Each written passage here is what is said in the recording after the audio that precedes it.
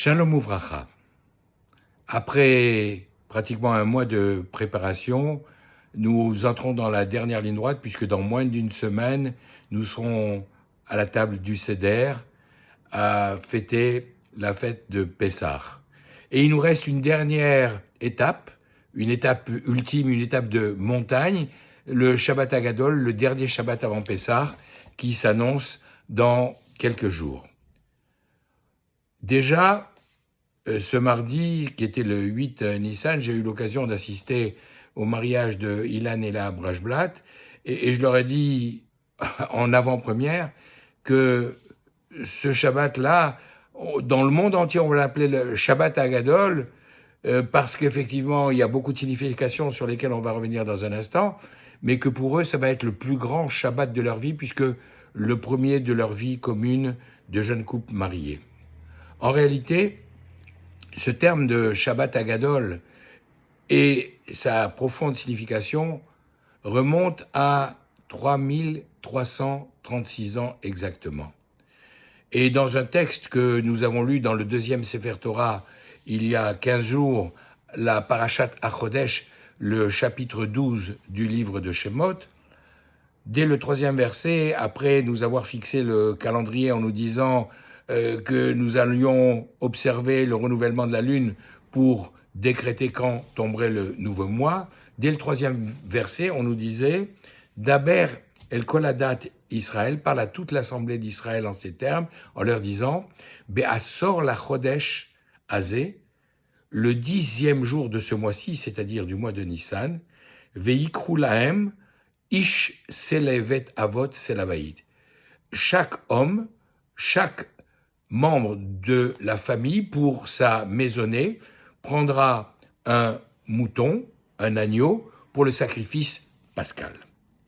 Et en fait, c'est à cause de cet événement-là qui s'est passé le 10 Nissan, 5 jours avant la fête de Pessah et 4 jours avant le sacrifice qui avait lieu la veille, c'est à cause de cette injonction que d'année en année, nous célébrons, nous commémorons cet événement en parlant de ce Shabbat Hagadol, ce grand Shabbat qui précède Pessah. Pour quelle raison ? Parce que comme nous le rapporte le Midrash, à ce moment-là, les Égyptiens, étonnés de voir leurs esclaves prendre ces agneaux qui étaient leur divinité, et plus particulièrement celle qui correspondait au signe zodiacal de ce mois-là, ont été énervés de voir ce comportement et leur dit « Mais qu'est-ce que vous faites ?» Et les Juifs de répondre « Zevar Lachem, nous allons l'offrir en sacrifice à Dieu. » Et ils ont été tétanisés, alors que normalement ils auraient dû leur tomber dessus à bras raccourcis. Ils n'ont rien pu faire et le Midrash nous dit qu'ils ont simplement eu les dents qui ont grincé. Et ils ont compris que c'était en liaison avec l'un des derniers avertissements qui avait été donné, à savoir que après les 9 premières plaies qui s'étaient abattues sur l'Égypte, arrivait maintenant la 10e plaie, à savoir la mort des premiers-nés qui avait été annoncée dès le départ. Et il se dit, si les Juifs prennent maintenant le mouton pour le sacrifice pascal, ça y est, c'est fini. Et à ce moment-là, les premiers-nés égyptiens sont allés voir leurs parents, sont allés voir Pharaon en disant « Mais laissez partir les Juifs, nous risquons notre vie ». Et bien entendu, ni le Pharaon ni leurs parents n'ont voulu accéder à leur demande, si bien que comme nous le disons chaque samedi matin dans la prière, « Odou Lachem Kitov Kilolam Chasdo », rendons grâce à Dieu car sa bonté est infinie.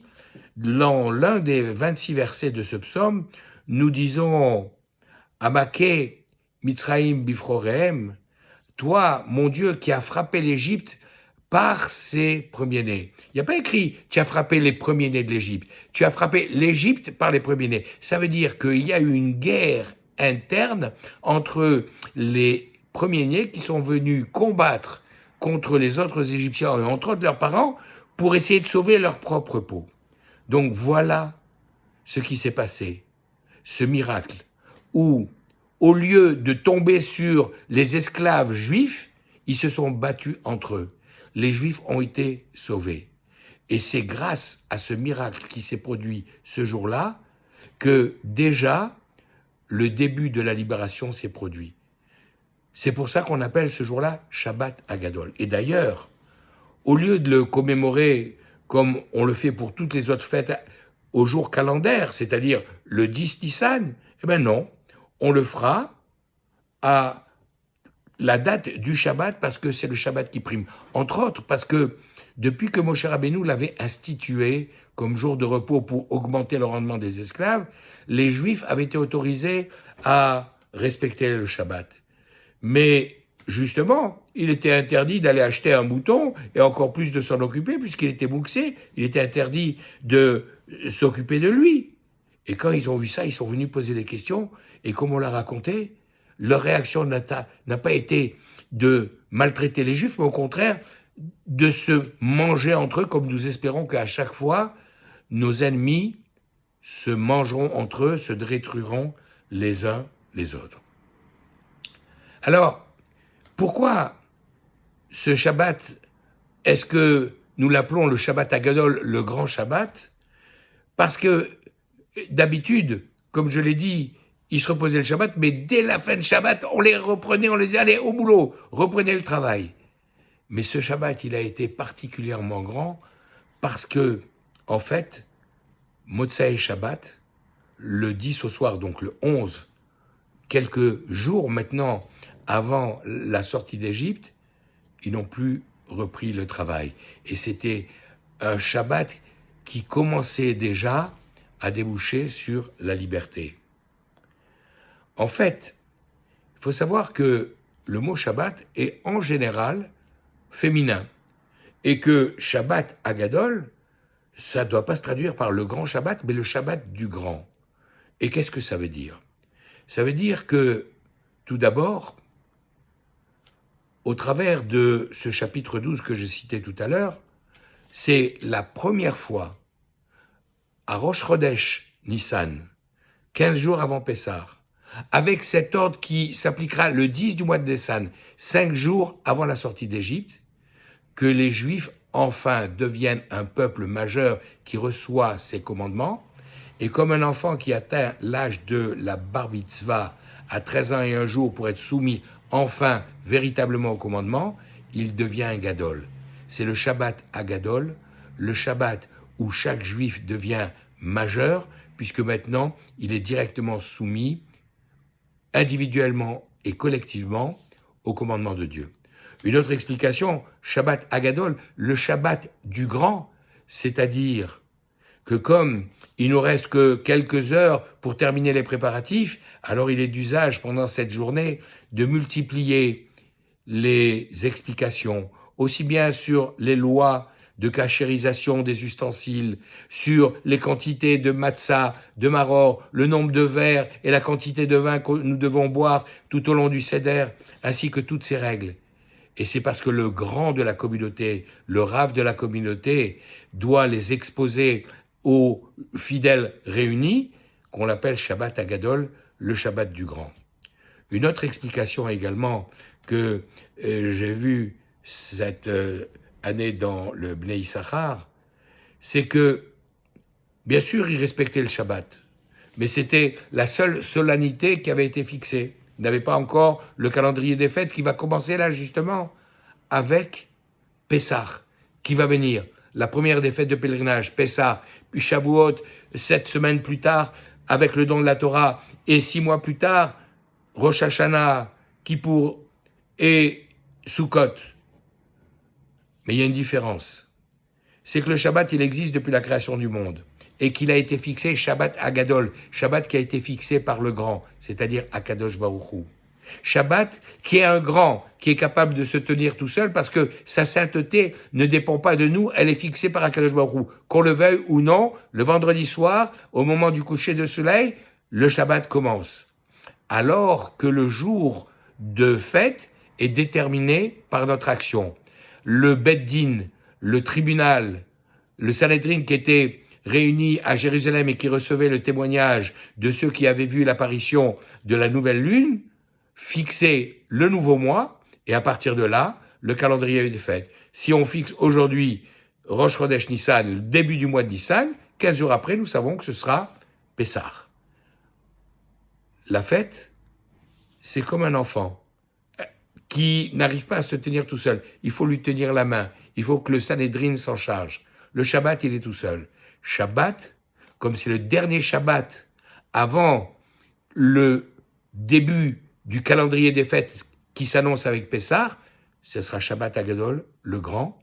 Et la fête de Pessah, d'ailleurs, s'appellera Shabbat tout court, même si ça provoquera auprès des Sadducéens une erreur volontaire d'interprétation pour faire que leur calendrier des fêtes, ça tombe toujours, et suivez mon regard, le dimanche, et puis le lundi, pour faire plaisir aux syndicats, on rajoutera un jour férié complémentaire.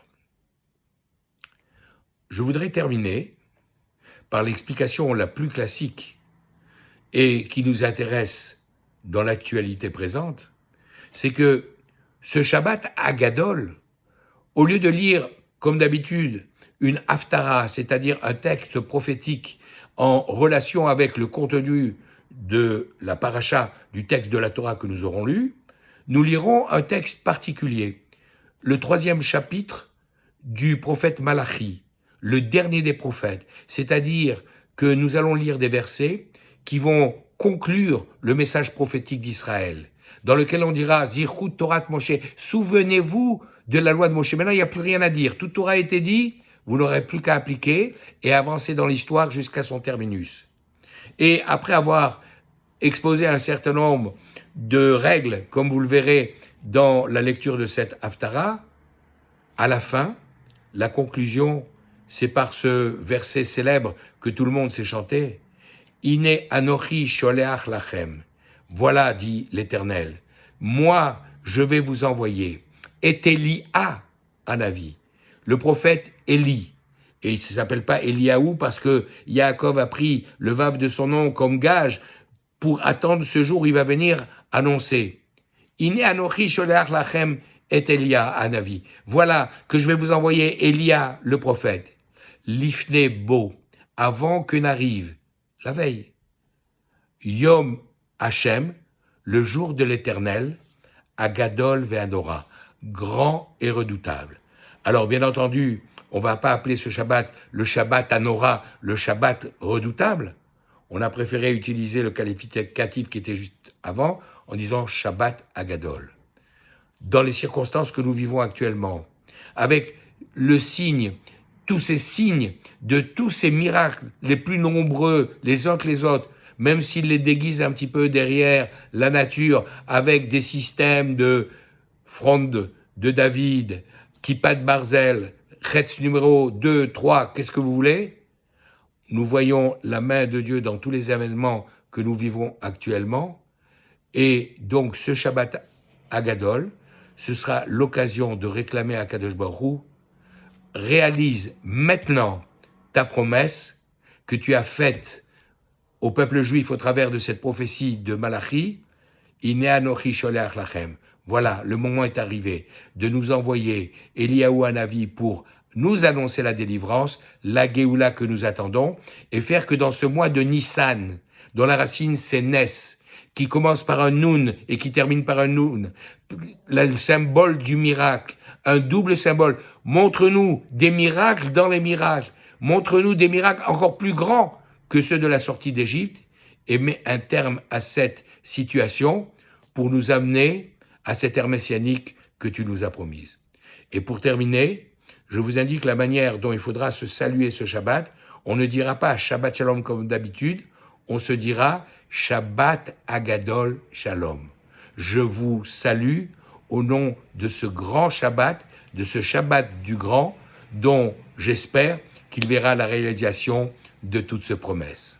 Shabbat Agadol Shalom.